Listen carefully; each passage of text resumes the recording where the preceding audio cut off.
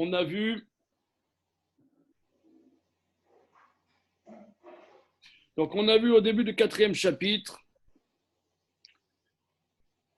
que les 613 mitzvot sont là pour nous, pour nous purifier, pour nous raffiner. Et donc,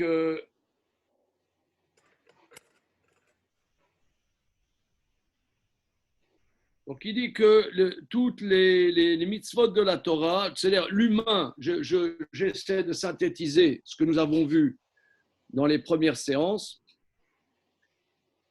c'est-à-dire que ce qui définit l'humain par rapport à toutes les autres réalités, c'est la dimension du sechel, de l'intellect, et que toute chose se définit par une action qui lui est spécifique. Donc, quelles sont les actions spécifiques qui définissent la dimension de l'intellect? Ce sont les mitzvot. Alors, il avait rapporté dans le 3e chapitre une Gemara importante, dans le 11e chapitre du traité Sanhédrin, que Adam Lamal Yulad, que l'homme est créé pour le labeur. Oui. L'homme est créé pour le labeur parce que l'homme est dans une perfectibilité constante. Parce que comme il y a un hiatus fondamental entre le sechel et le gouffre, entre l'intellect et le corps, il n'y a pas fondamentalement d'harmonie. C'est quelqu'un qui dit, voilà, un humain de son vivant, il dit, voilà, j'ai atteint l'harmonie, voilà, nous sommes dans l'harmonie. Bon.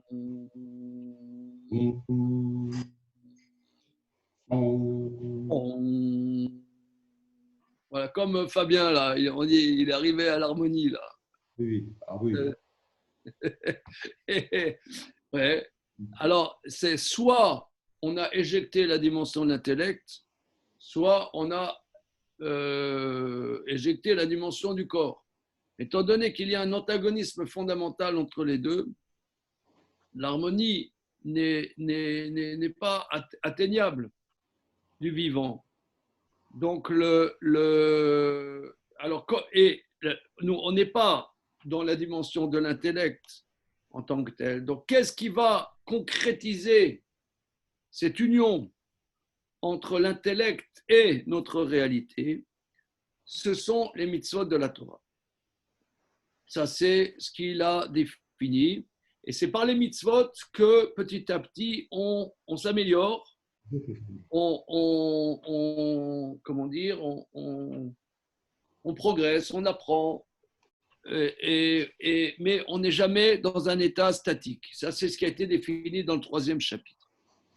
Les actions spécifiques pour introduire la dimension de l'intellect dans notre existence, ce sont les mitzvot de la Torah. Alors là, ça pose une question que nous avons déjà abordée. Est-ce que sans la Torah, on pourrait atteindre, puisqu'il dit cette dimension de l'intellect, puisque l'intellect,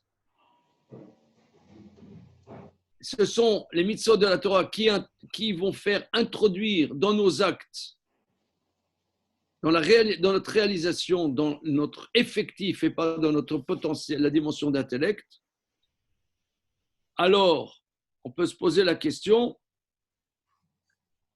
ces dimensions d'intellect, est-ce qu'on pourrait l'atteindre par soi-même? Alors ça, c'est un grand débat. Hein. Évidemment, ceux qui ont fait de la philo parmi nous, ils rigolent parce qu'ils savent que c'est une thématique insondable. Tellement insondable que je n'arrive pas à la sonder. Alors, il ressort que l'humain étant fait de corporalité, la corporalité est le contraire de notre intellect. Donc, par nous-mêmes, c'est impossible. par nous-mêmes, c'est impossible puisque on est pétri de notre corporalité qui est le contraire de l'intellect.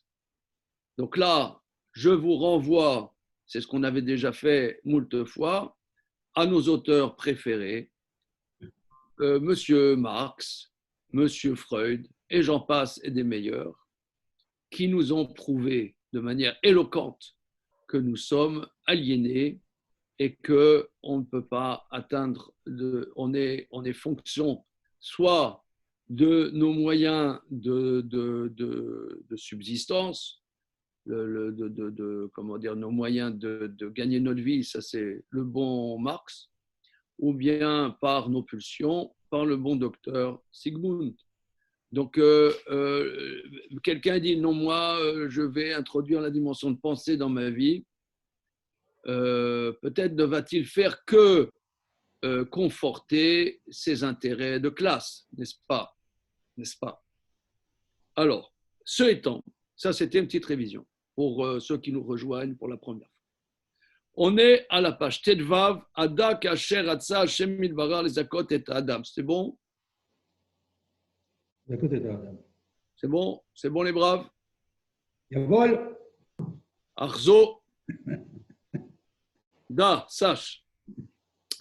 Kasher Ratsa Hashem Ilvarar les Akot et Adam, Shekne Anitzriut, Aliede Mitzvot Elokiyot.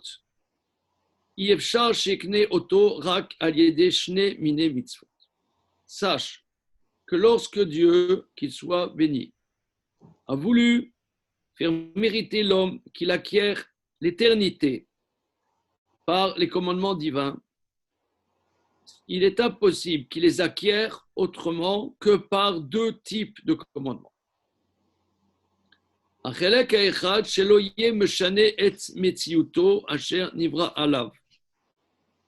Première partie, qui ne change pas l'existence pour laquelle il est créé. Qui im meshane et metziuto asher nivra alav, are yeshlo shinui ma, shu raouy le metziut adam, veyavo efsel le metziuto. Velouem mitzvot lo tase, shekol elu mitzvot em shelo yetze adam mina ma sheu raouy el metziuto, kebilat isur vegezel ou gneva, et keotse baem mina mitzvot. Je traduis. La première partie de ces commandements, que l'homme ne change pas la réalité pour laquelle il est créé. Car s'il change la réalité pour laquelle il est créé, il a un changement d'une certaine mesure de ce qui revient à l'existence de l'homme. Mais c'est-à-dire qu'il y a une première catégorie, on peut dire c'est pour préserver son intégrité, l'intégrité de sa réalité, car s'il change son intégrité, il en arrive à une déperdition. Ce sont les commandements négatifs. Que les commandements négatifs, et pour que l'homme ne sorte pas de ce qui lui revient à son existence. C'est-à-dire que l'homme a une certaine existence et cette réalité, il peut la perdre. Cette réalité, on pourrait dire sui generis en tant qu'elle-même, il risque de la dégrader son existence, comme des relations interdites, sexuelles interdites, le vol, la rapine, kayotse ben mina mitzvot, et d'autres sortes de commandements. ואף כי אנחנו לא נדע טעם המצוות, מכל מקום נדע בהם שכל מצוות לא תעשה הם יציאה מן היושר המציאות מה, שהסירל מחייב היציאה מן היושר המציאות הוא הפסד ועיבוד עליו. אף כי אנחנו לא נדע טעם המצוות, quand bien même ne saurions-nous pas l'explication des commandements, néanmoins, nous pouvons savoir que tous les mitzvot négatifs sont sortir de la droiture de notre existence, dans une certaine mesure, de ce que l'intellect impose, et la sortie de cette droiture d'existence est une perte et une déperdition. Deuxième partie, les commandements positifs. Vous voyez, par exemple, on voit très bien, par exemple, par rapport à Shabbat. Par rapport à Shabbat, tu as deux parties. Tu as la préservation du Shabbat et les interdits de Shabbat. C'est-à-dire que si tu es dans les activités multiples et diverses, le contenu positif que tu pourrais donner au Shabbat n'est pas possible. Donc d'abord, c'est te mettre un cadre dans lequel tu peux exprimer positivement quelque chose. Maintenant, si ce cadre, tu l'abîmes, alors tu ne peux pas exprimer le côté positif. Donc, c'est Dieu a conçu, selon l'intellect divin, une réalité qui correspond à l'homme. Prenons un exemple. Sans rentrer dans les raisons des commandements, mais par exemple, manger des animaux interdits. Manger des animaux interdits. Les Chachamim nous disent, le Ramban, Nachmanide développe, par exemple, on n'a pas le droit de manger les rapaces, les animaux prédateurs, les oiseaux prédateurs, on n'a pas le droit de les manger. Alors, peut-être que c'est bon. Peut-être que c'est bon. Les Chinois, par exemple, ils mangent des chauves-souris, par exemple, c'est connu. C'est peut-être très bien. Alors, mais des rapaces, c'est interdit de manger. Alors, pourquoi Nachmanide dit? Parce que il y a il y a un caractère trop caractérisé dans ces oiseaux, dans ces animaux, qui fait que l'homme ne peut pas intégrer la violence qui est dans ces animaux. L'homme doit avoir un certain équilibre que Dieu a conçu, et pas quand tu manges, ta chair se transforme dans ce que tu manges. Donc les caractéristiques, pas seulement physiques, spirituelles, de ce que tu manges devient un avec toi. Et il y a des choses que l'homme, c'est trop loin de sa réalité, ça l'amène dans un déséquilibre. Ce déséquilibre, après, il est déséquilibré par rapport à ce que Dieu a conçu, qui est la réalité de l'homme. Alors, la deuxième catégorie, Achalek Hasheni, deuxième catégorie, est mitzvot assez sur le commandement positif. Chez Kovar Amarnu, qui est nada b'madregato acharona aelokit, bekeilu ou bekoar bilvad. ותצריר שיקנה השלמות בפעל על ידי המצוות אלוקויות. Alors, mitzvot positif, c'est-à-dire nous avons déjà exprimé que l'homme n'est pas dans son niveau spirituel final, divin. Donc, c'est comme si l'homme est en potentiel. Ah oui, alors, monsieur Moïse Fedida, oui, il y a des mots-clés. Je ne sais pas, tu as l'habitude de faire du Maharal? Mets ton micro là, que je peux t'entendre. Non, je ne l'étudie pas. Comment? Non, je ne l'ai pas étudié. D'accord. Sinon, avec toi, il y a très longtemps. Ah oui, alors là, ça fait. Alors, il y a des mots-clés dans le Maharal. Hein, des mots-clés. Alors, bon, là, tous les copains là qui sont là, on a déjà vu moult fois, mais je mets en relief les mots-clés parce que c'est très, très important. Tout auteur a une terminologie qu'il a forgée pour. C'est des outils. Et ces outils sont très importants, sinon on ne sait même pas de quoi on parle. Ça ne veut pas dire que c'est le fond de sa pensée, mais ce sont des outils. Alors, je l'ai déjà dit moult fois, donc je m'excuse pour les copains là, qui m'ont déjà entendu moult fois, qu'il a beaucoup utilisé les concepts aristotéliciens. comme en vérité, comme tous les maîtres de son époque. Ça, c'est quelque chose d'important. J'ai lu dans un livre que le livre clé sur lequel le Maharal a travaillé beaucoup, c'est un livre d'un auteur, un auteur en Espagne qui s'appelle Rabbi Avram Shalom et qui a écrit un livre qui s'appelle le Nahar Shalom, un livre de Kabbalah, mais toute la terminologie, c'est une terminologie aristotélicienne. Parce qu'il faut savoir qu'elle est, et ça c'est une thèse que je défends tout le temps, qu'en Espagne, à l'école, là-bas, à l'école, ils allaient à l'école, les enfants feuges. Ouais, aujourd'hui, ils vont à l'école. Vous connaissez des enfants qui vont à l'école? Oui, d'accord, bien.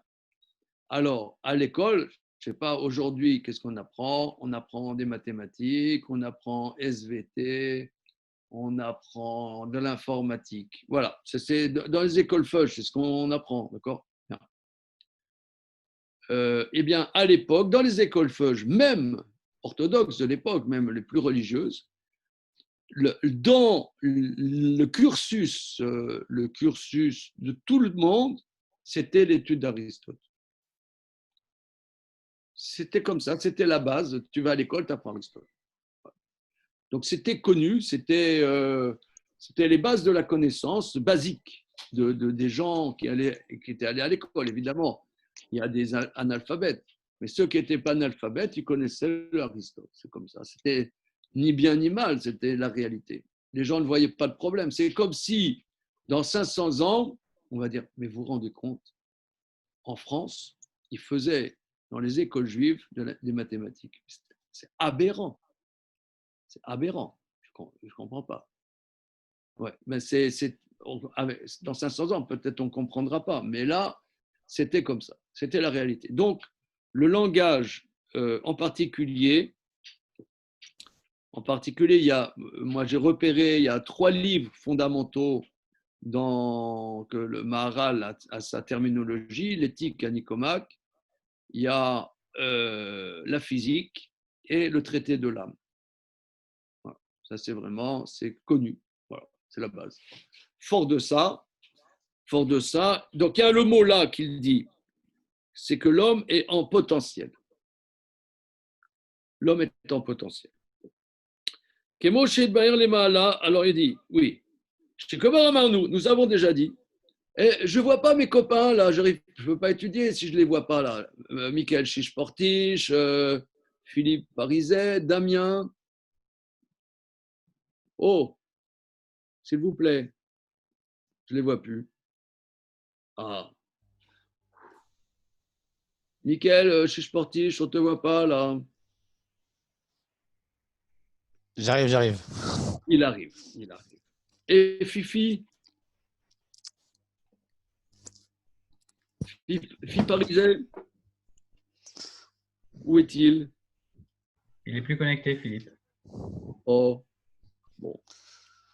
D'accord. Alors. Bonjour. Allez, on y va. Ça va.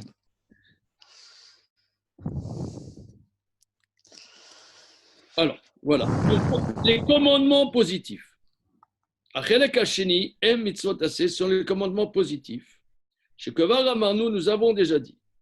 Kien Adam bemedrek gato acharona elokit. L'homme n'est pas dans sa dimension spirituelle finale, divine. C'est comme s'il était en potentiel. Bitsarir shekna shlemut. Il faut qu'il acquiert la perfection. Befal, dans l'effectif. Donc, c'est le contraire du potentiel, c'est l'effectif ou en acte, on pourrait dire. Par exemple, dans Aristote, on trouve la dimension d'intellect agent. Intellect agent. Donc, ce langage-là, il est traduit en hébreu par Befal, mais ce n'est pas le Maharal qui a inventé ce langage, hein, Befal. C'est les maîtres d'Espagne hein, qui ont traduit comme ça. Et ça, Ashlemut, Befal, oui, j'insiste là-dessus. Vous voyez, par exemple, là je ne suis pas dans mon bureau, je suis dans le salon, dans mon salon.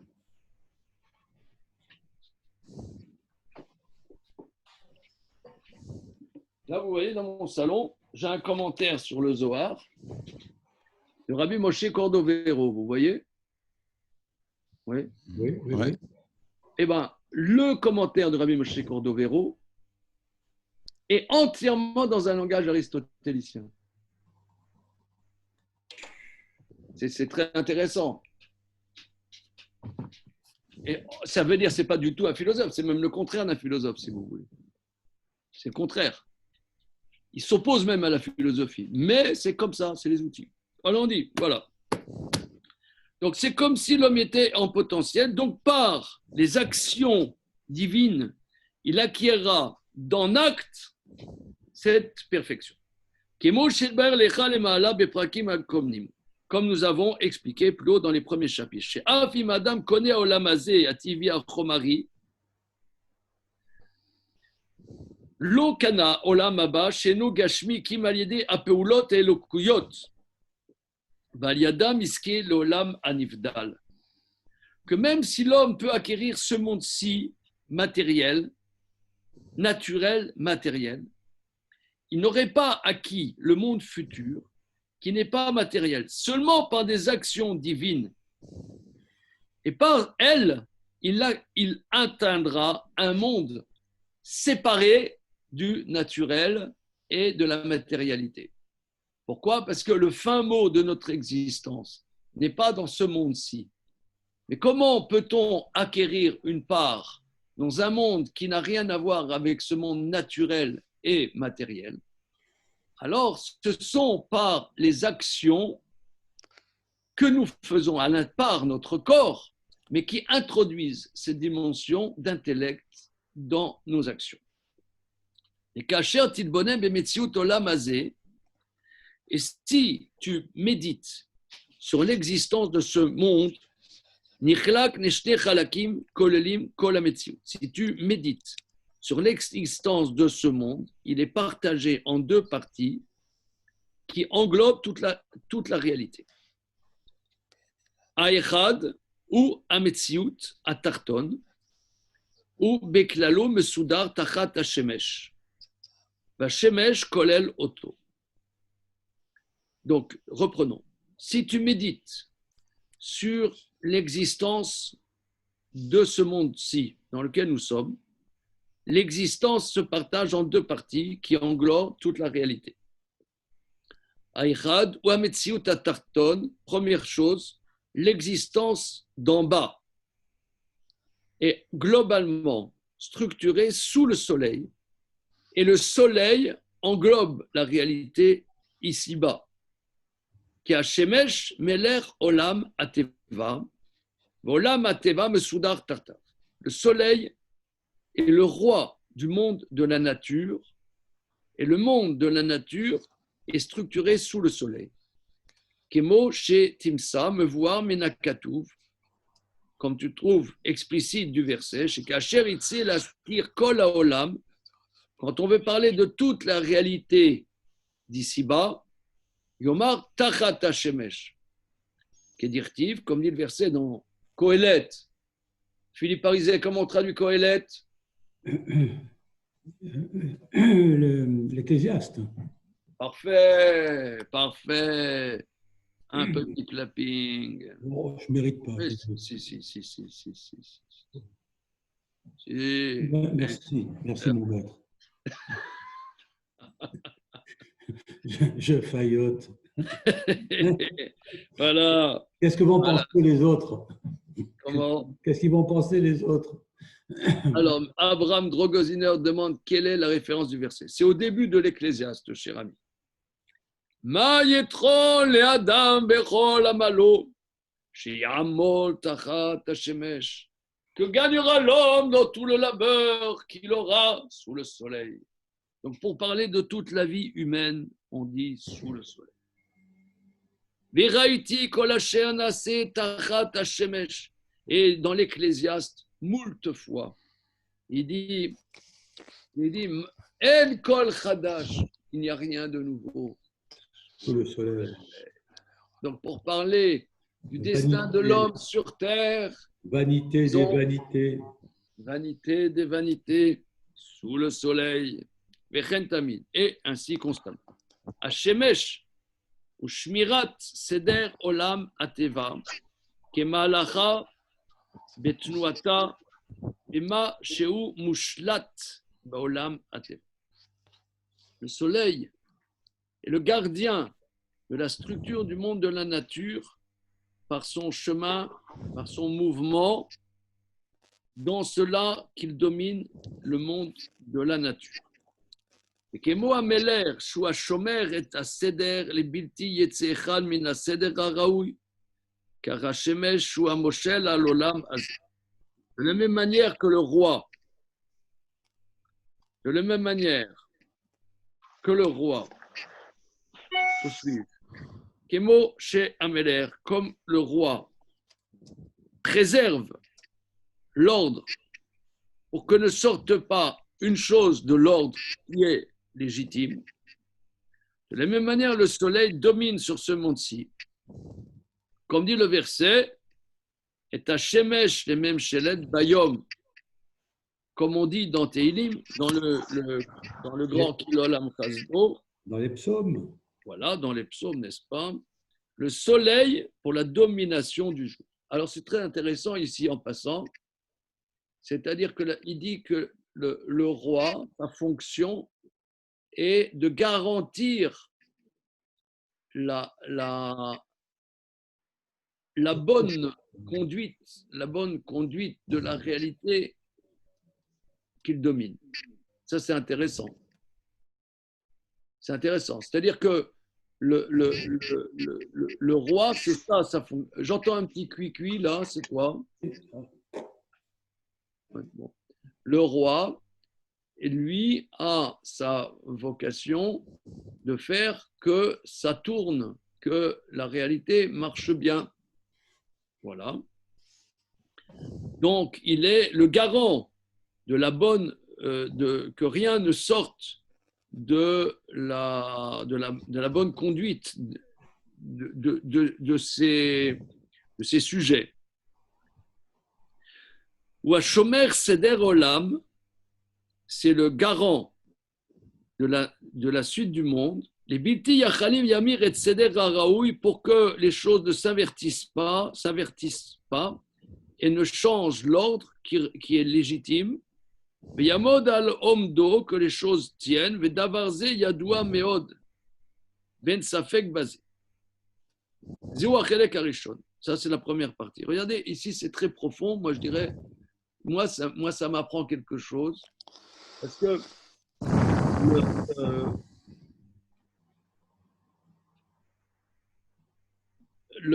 comment dire,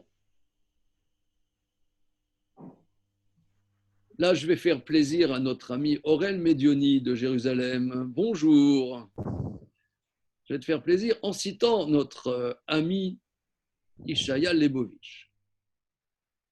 Bon.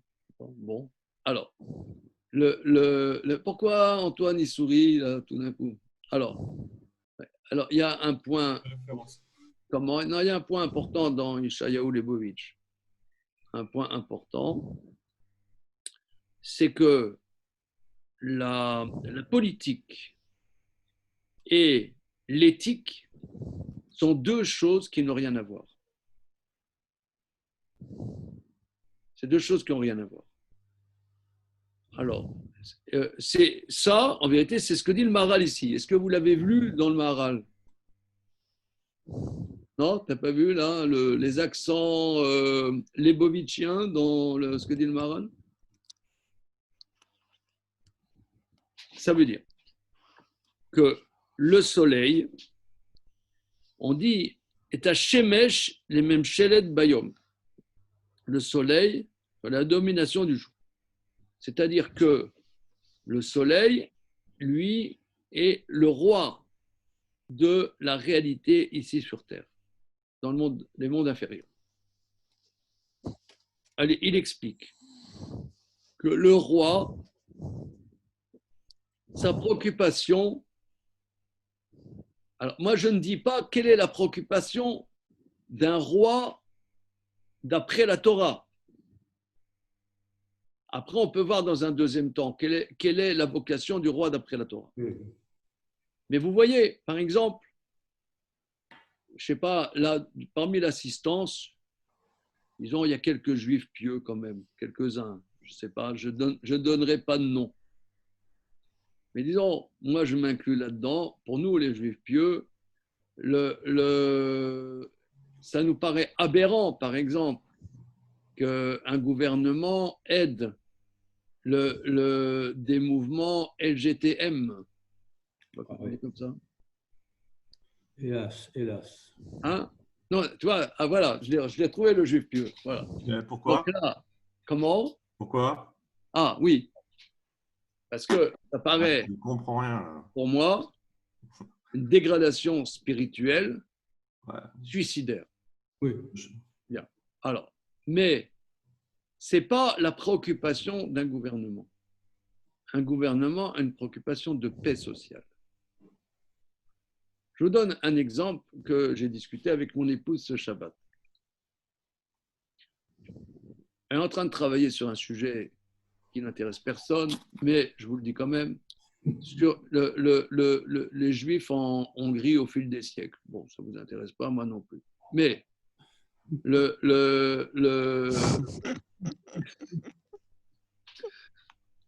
mais par exemple,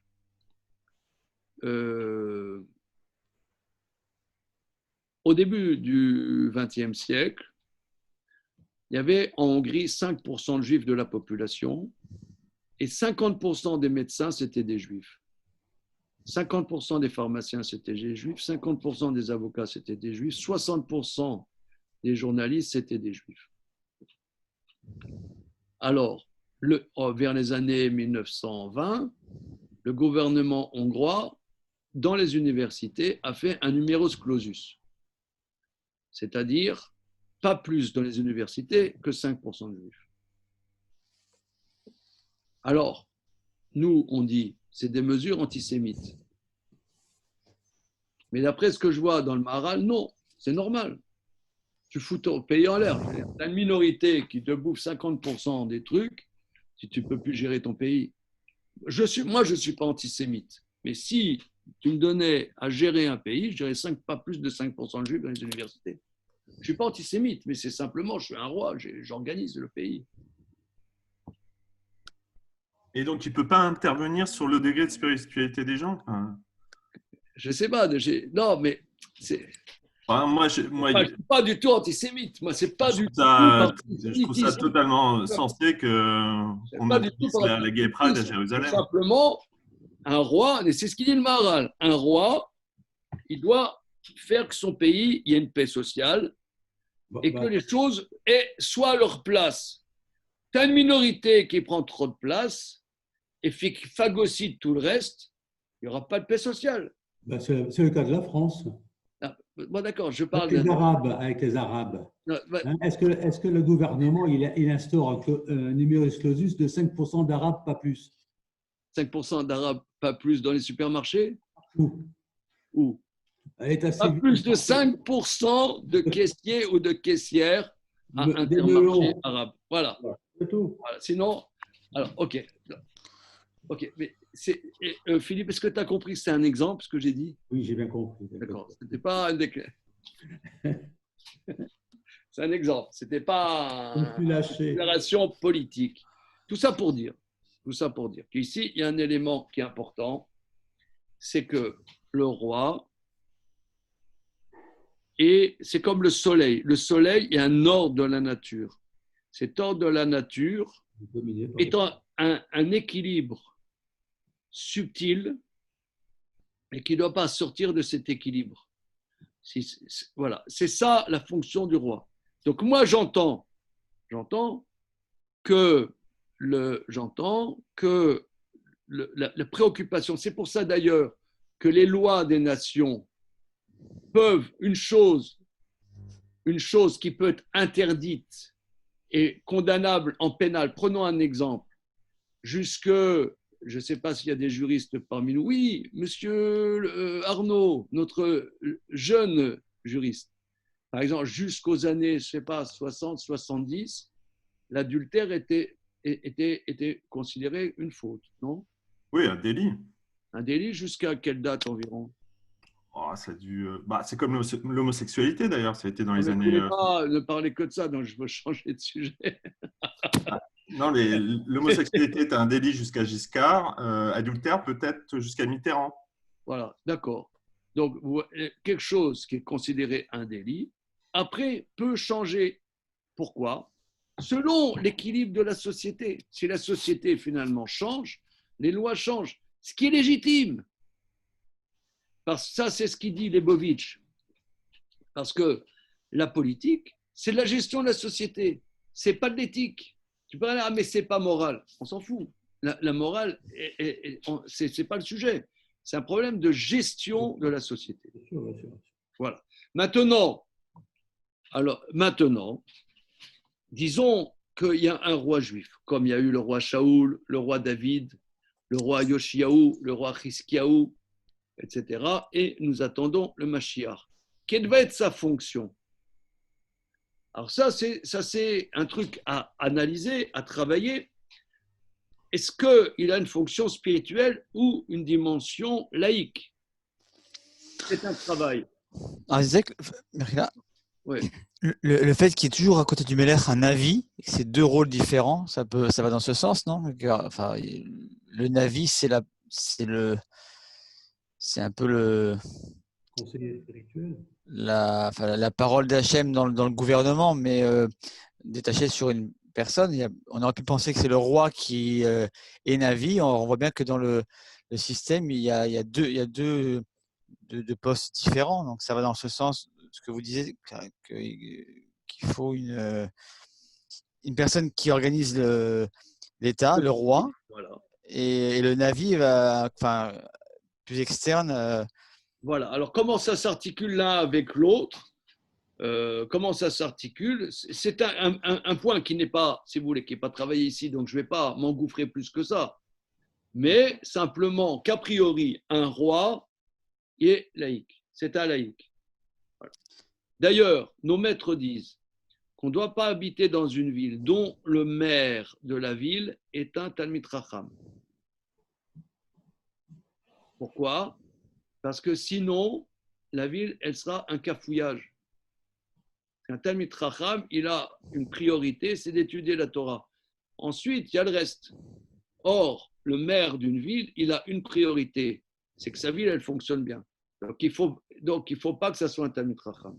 N'habite pas, les Chamim n'habitent pas dans un endroit des riches Mata Talmid Chacham, que le maire de la ville, c'est un Talmid Chacham. Quoi? Aurel? Le micro?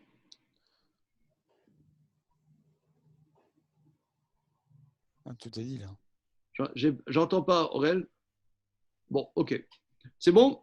En tout cas, ici, tout ça pour dire que le soleil est le roi. Dire que c'est le roi, ici le Maharal, de manière extrêmement précise, nous définit le roi, sa fonction. C'est que les choses fonctionnent. Les choses fonctionnent. Oui, Aurel, tu me demandes la référence.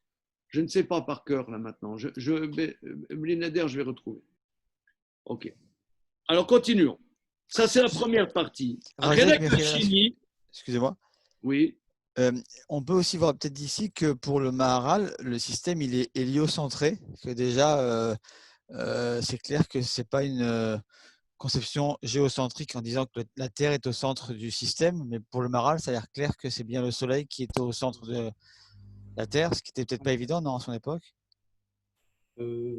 Là, pour lui, ça a l'air d'être clair que c'est le système.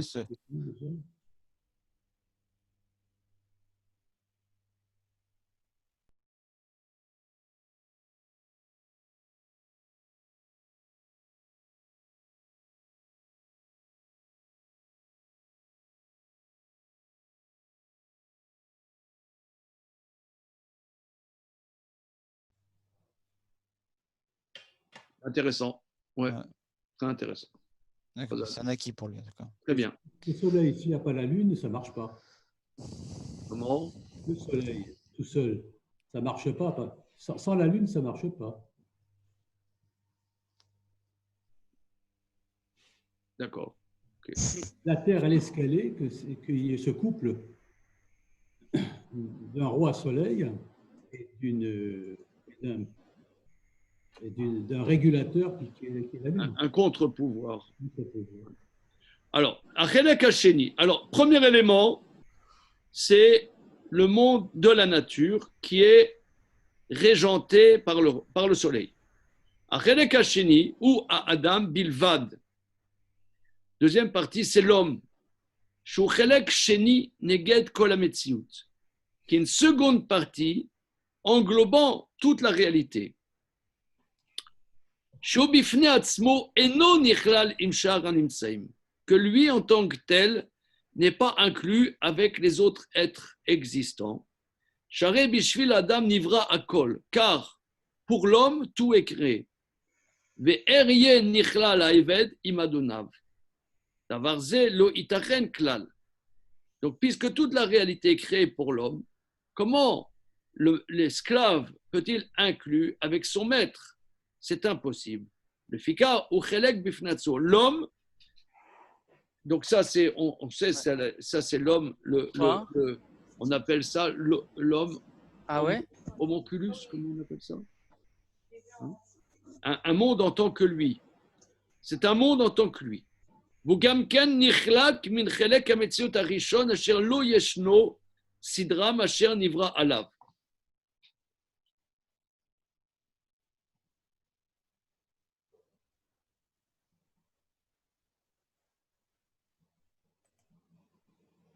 אבל לא יקנו גם כן דבר מעלה נוסף על עצמם, רק הם נשארים בהווייתם כמו שנבראו, כמו שנתבהר בפרק שלישי. Donc, il dit toute la première réalité.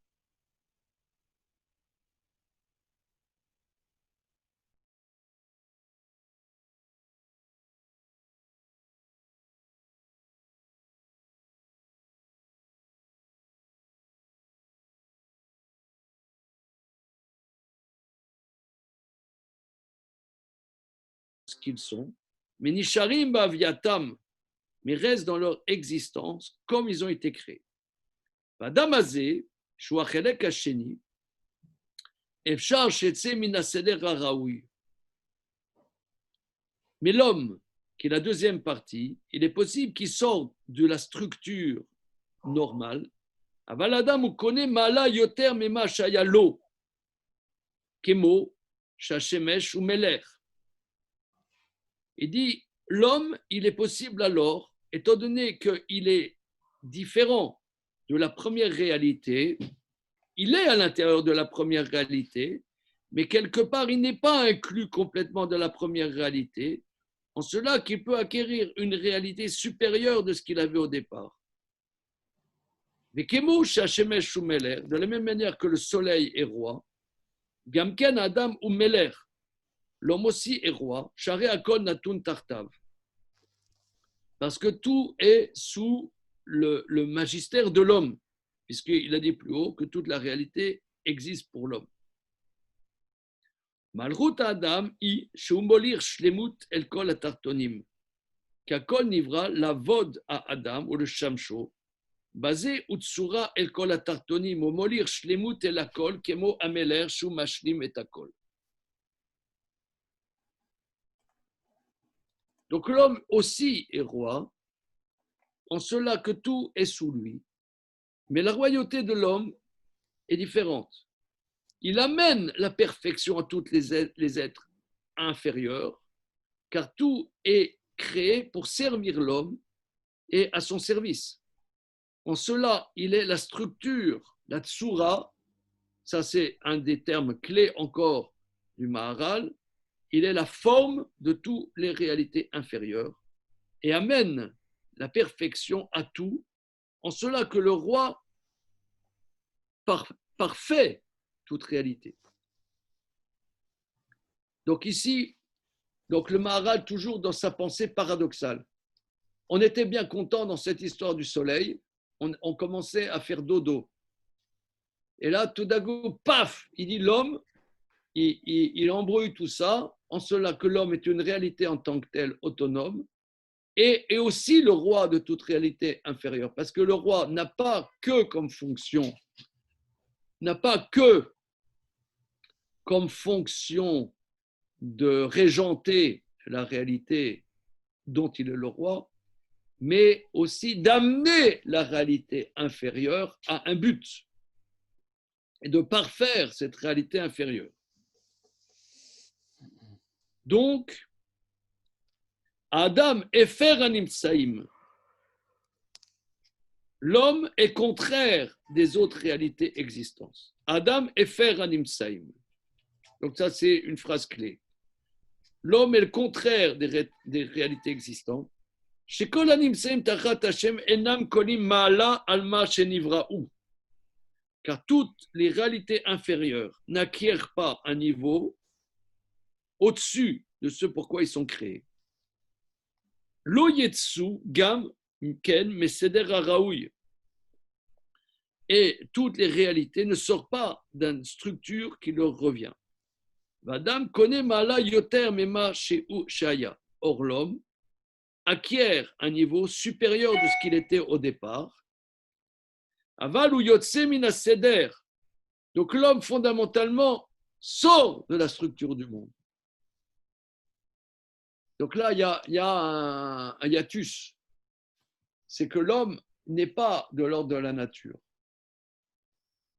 Donc là, si vous voulez, bon, c'est ce qu'on dit, l'opposition nature-culture.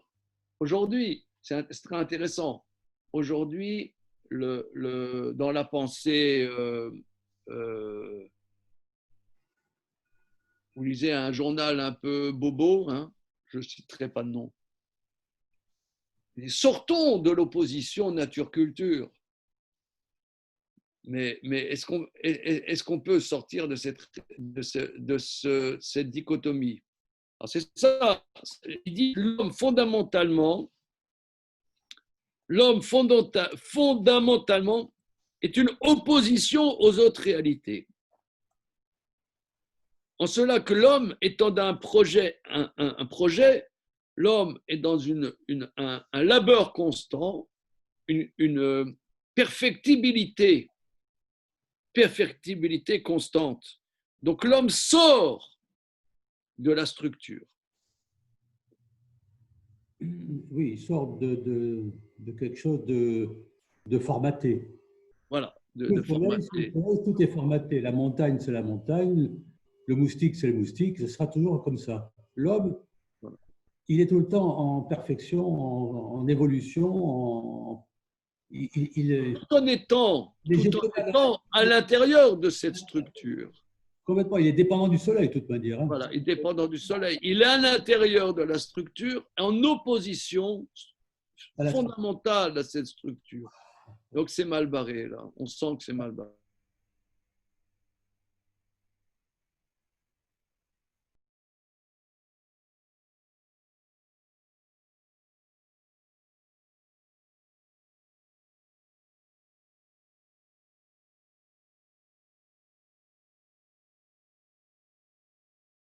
Vous avez remarqué là, hein?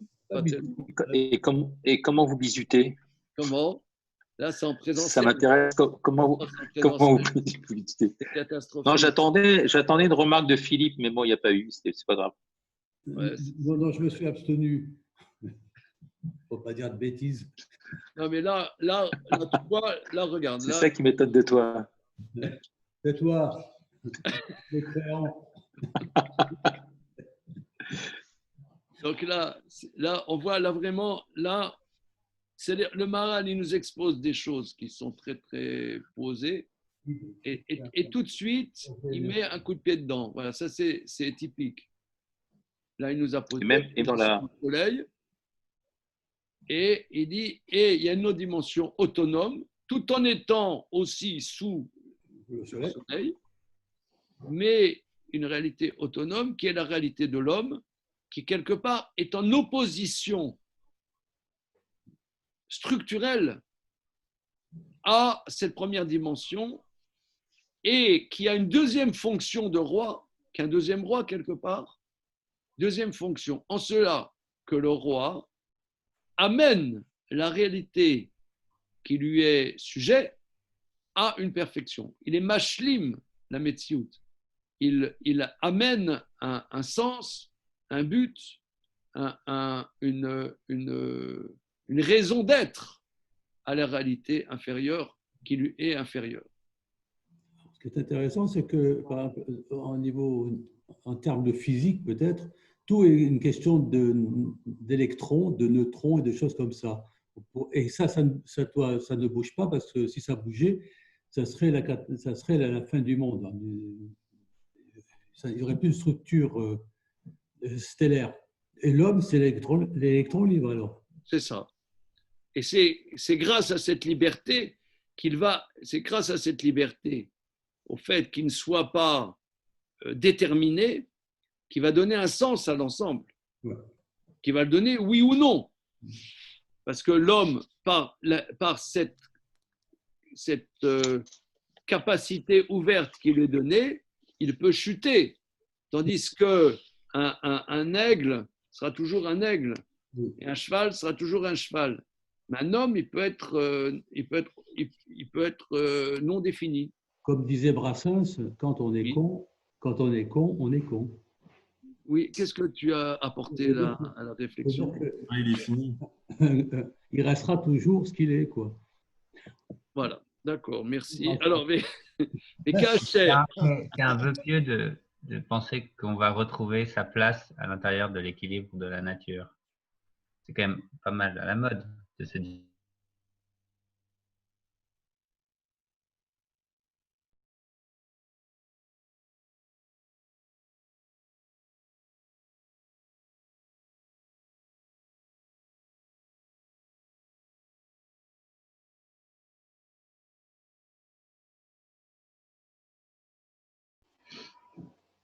donc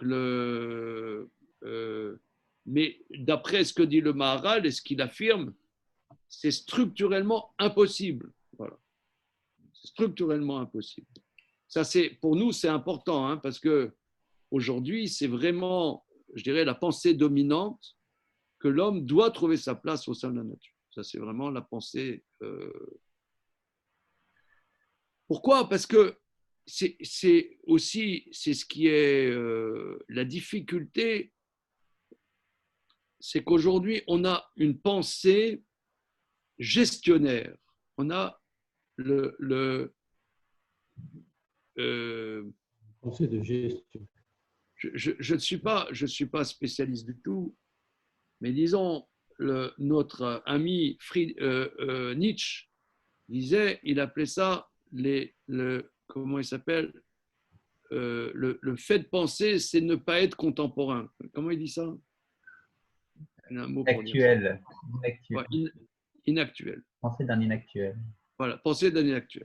Or, on peut remarquer que je ne sais pas si peut-être vous pouvez me renseigner, mais je n'entends pas de pensée aujourd'hui.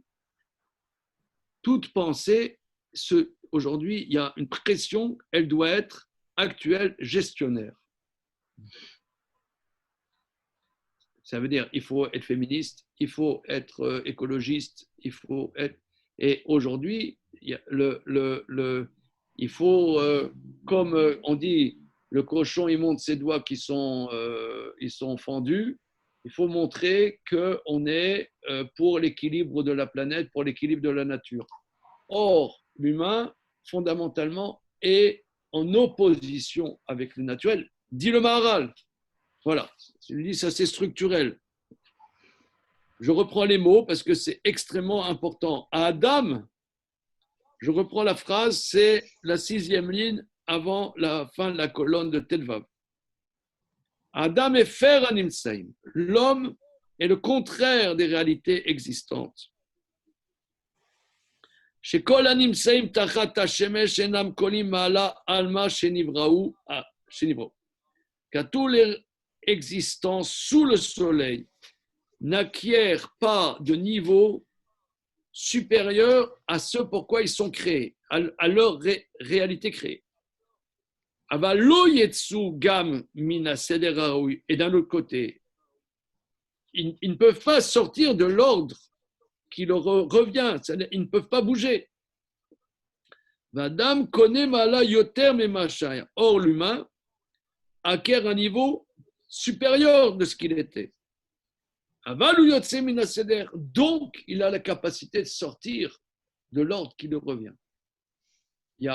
L'humain est déstabilisant par structure. Et כאשר הנביאים היו מוכיחים את ישראל, היו מוכיחים אותם בדברים הטבעיים. Quand les prophètes faisaient des remontrances à Israël, ils leur faisaient des remontrances dans des choses naturelles. כמו שאמר הנביא ישעיה. Comme dit le prophète Ishaïa, ça c'est dans la Haftara que nous allons lire, Shabbat Chazon, le Shabbat avant Tisha B'Av. Yada Shor Koneu, et la suite du verset, Monsieur Shishportish, Et vous Baalav, mais j'ai plus le sujet. le Chamor, Chamor et vous Baalav, voilà. le Chamor Avuz Balav. Le taureau connaît son propriétaire et l'âne la mangeoire de son maître. Ou Moshe Adon Kolaneviim Amar. Et Moïse, le maître de tous les prophètes, ne disait-il pas Azinu Hashamaim, écoutez les cieux, Vamou Asifri, Besifri, on dit là-bas dans le Sifri. Amar Lahem, il leur a dit Istaklu Bashamaim Vaaretz. Regardez les cieux et la terre, Vekol Asher Ba Masher Barati la Shemesh Etrem. Regardez les cieux et la terre et tout ce que j'ai créé pour vous servir.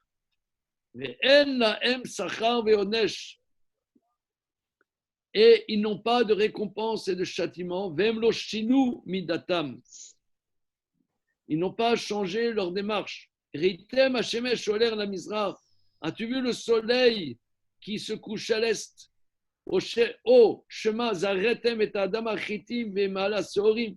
As-tu vu qu'on est semé sur la terre du blé et que ça donnait de l'orge? Vous, si vous accomplissez les commandements de Dieu, vous avez une récompense. Et que si vous n'accomplissez pas les commandements de Dieu, vous recevez un châtiment. Alachat kama vekama, raison de plus. Omnam ma'alato aliede amasim elokiim. Donc, me semble-t-il, il veut dire que l'homme a une structure. Cette structure, ce pourquoi il est créé, c'est-à-dire l'âne est créé pour ce pourquoi l'âne est créé. Le taureau pour ce pourquoi le taureau est créé. Le blé pour le blé. L'orge pour l'orge. Maintenant, l'humain a aussi une structure. Cette structure, c'est ce qu'on a dit dans le 3e chapitre, qu'il soit investi dans les commandements divins de Dieu qui vont lui donner sa position, sa réalité.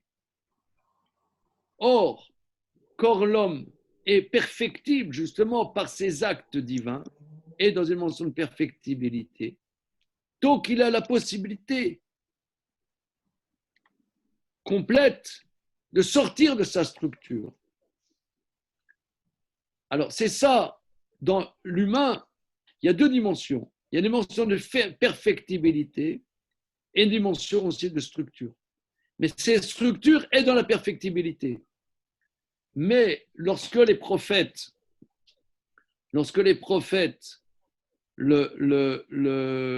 vont remonter les bretelles aux enfants d'Israël, ils vont leur dire, mais regarde les cieux, regarde la terre. C'est-à-dire que toi aussi, tu as une structure. Mais ta structure, elle est différente, mais tu as aussi une structure. Tu ne dois pas bouger de ce pourquoi tu es créé. Mais étant donné que ta structure est dans la perfectibilité, donc tu as la possibilité de sortir de toute structure. Ça c'est le paradoxe humain. Mais ça ne veut pas dire que l'humain n'a pas de structure. Mais cette structure est dans la perfectibilité. Ça, c'est un paradoxe. Ah, mais quelle difficulté. Ça veut dire finalement… Excuse-moi, Antoine. Donc, ce qui va dire, c'est pour ça que nos maîtres disent dans le traité Makot, Kav Gimel, que nous avons vu la dernière fois, c'est pour ça que les commandements négatifs sont structurés 365 commandements négatifs. 365 commandements négatifs qui correspondent au jour de l'année solaire. Parce qu'en vérité, l'homme, ça ne veut pas dire que l'homme n'a pas de structure.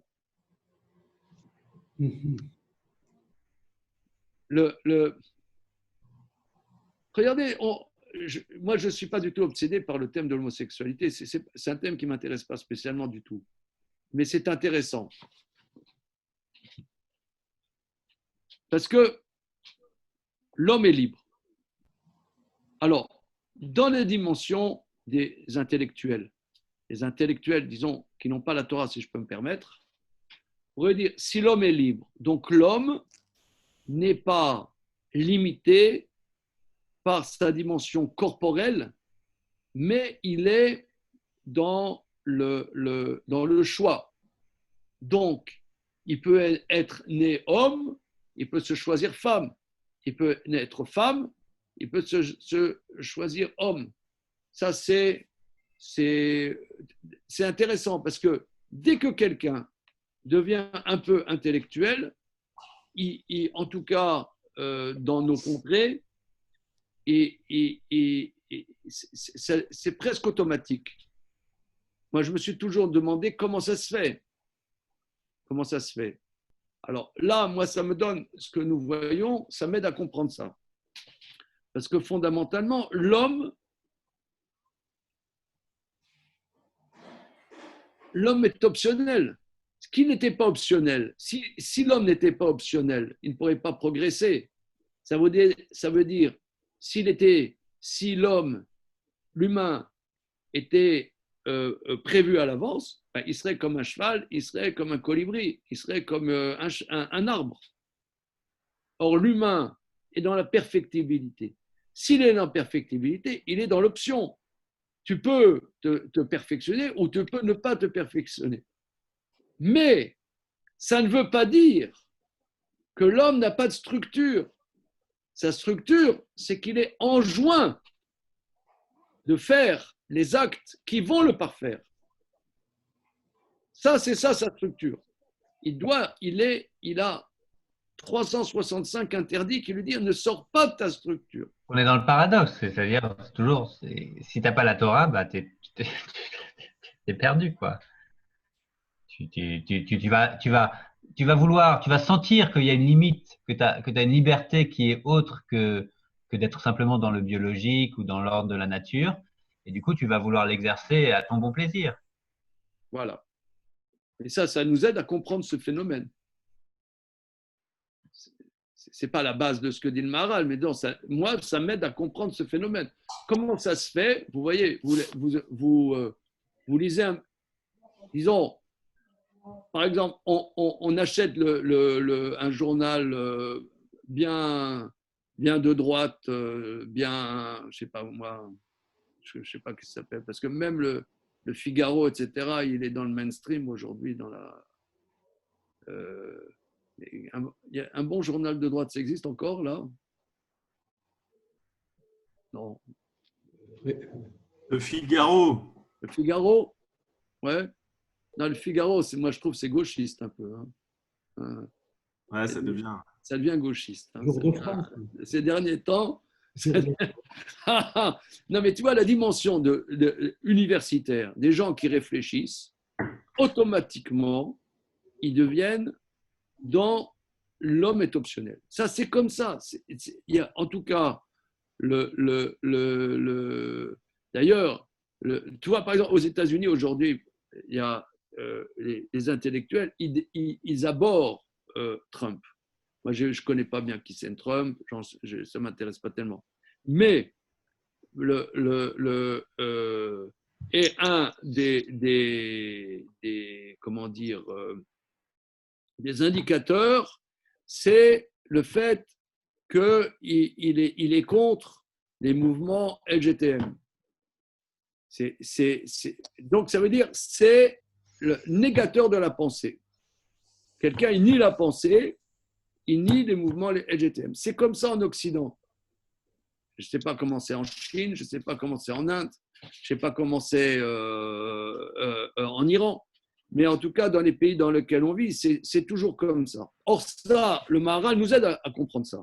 Ça nous aide à comprendre que parce que l'homme, fondamentalement, est optionnel. Mais c'est parce que dans leur esprit, il fait ça parce qu'il est chrétien. Mais non, il fait ça. Mais si, c'est tous ceux qui se revendiquent de nier les LGTB, ils se revendiquent d'être chrétiens. C'est sur ça qu'ils fondent leur appui. Ils disent on est une société qui a des valeurs chrétiennes, on n'est pas LGTB. C'est comme ça. C'est pour ça que cette opposition, elle est là-dedans. Possible. Ah, c'est possible, c'est possible. Mais ce que je vois, c'est que c'est lié à des gens qui réfléchissent. Et pourquoi s'ils réfléchissent, ça arrive à ça? Pour ça se comprend. Parce qu'ils arrivent à comprendre la liberté humaine. Ça, c'est vrai. Mais qu'il y ait une liberté humaine fondamentale et que l'homme n'est pas déterminé, n'est pas incompatible avec le fait que l'homme a une fonction et un destin précis et des choses précises à faire. Ça, c'est ça le paradoxe. C'est pour ça, dit le Maharal, qu'il y a 365 commandements négatifs que à l'homme, tu as oui un destin, tu as oui une structure, tu as oui une vocation. Comme le soleil domine la réalité, que la réalité ne doit pas sortir de l'ordre qui lui correspond, toi, humain, tu ne dois pas sortir, nonobstant ta liberté, tu ne dois pas sortir de l'ordre qui te correspond. Ça, c'est un paradoxe. Ça, c'est un paradoxe. C'est ça ce qu'il est en train de nous dire. OK? Omnam, amalato aliede amasim elokiim. Le niveau de l'homme est par des actions divines, qui est Moshe Baer les Maala, mais Maaseh Yadav Shel Adam, Shem Yoter Naim Shubarim et Maaseh Teva. Par l'œuvre des mains de l'homme qui sont plus belles et plus magnifiques que la nature. Car l'œuvre de l'homme, les actions de l'homme, Maaseh Elohim, ce sont des actions divines. Et Davarze Miyuchad Ba'adam, ça c'est spécifique à l'humain.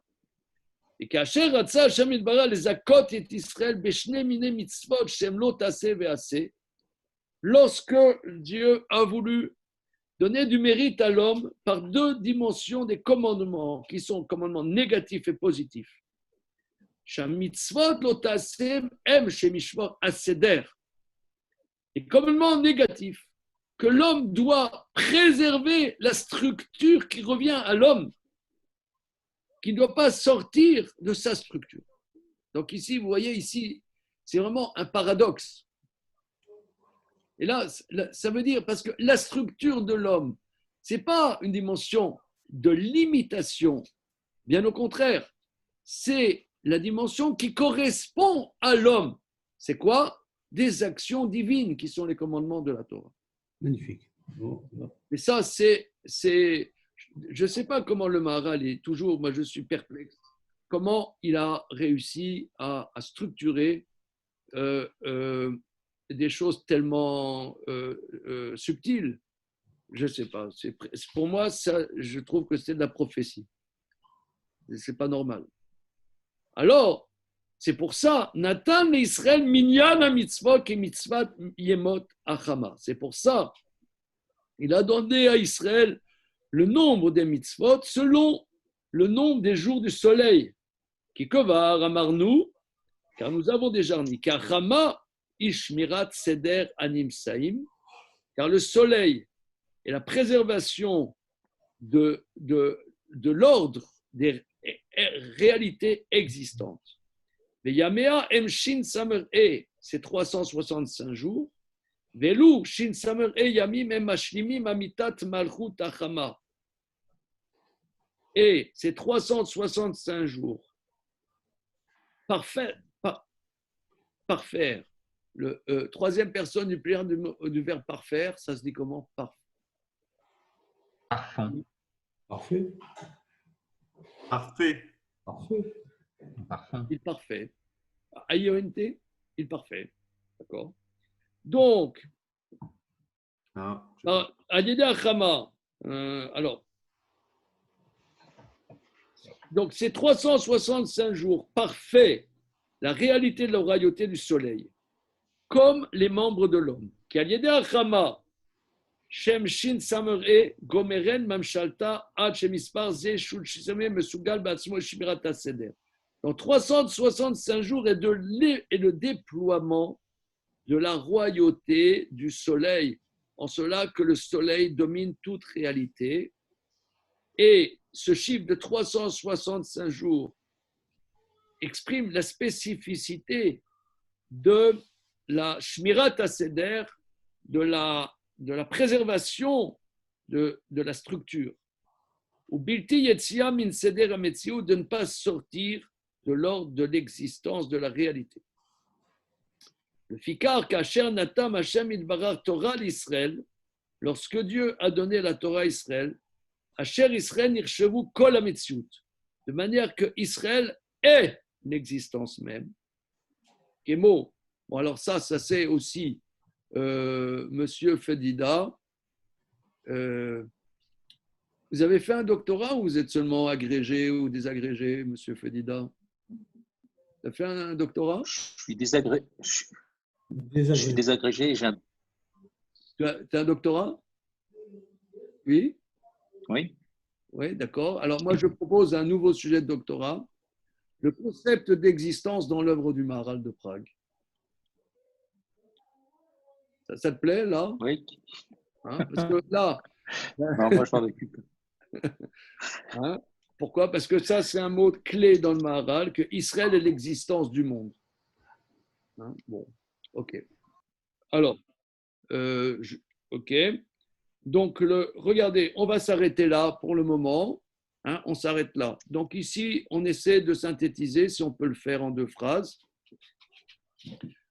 On essaie de synthétiser. Donc le Maharal nous dit des très grandes choses, que la réalité du monde, on pourrait dire qu'on peut analyser qu'il y a 2 éléments clés dans la réalité du monde que nous connaissons.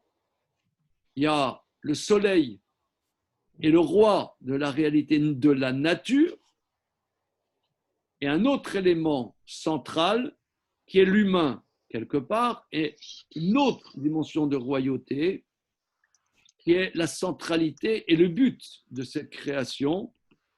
Mais quelque part, l'humain s'oppose à la première réalité, s'oppose, mais quelque part est aussi à l'intérieur de la réalité de la nature. Il n'est pas hors nature complètement. Il s'oppose à la nature tout en étant à l'intérieur de cette structure. Mais sa structure qui lui revient n'est pas d'être un bon sauvage béant en mangeant des bananes. Ouais, non, c'est pas ça. Mais c'est en développant la dimension des commandements divins qui lui apportent sa structure, Or, comme ces éléments divins lui amènent une progression et une acquisition d'une dimension qu'il n'a pas a priori, ça doit être dans une possibilité d'une liberté totale. Mais cette liberté totale n'exclut pas le fait qu'il a une vocation précise qui s'impose à lui. Voilà, ça c'est un paradoxe que le Maharal a réussi à formuler. Bien. Ok, bien, merci les amis. Nous, on passe maintenant à l'étude de Gemara.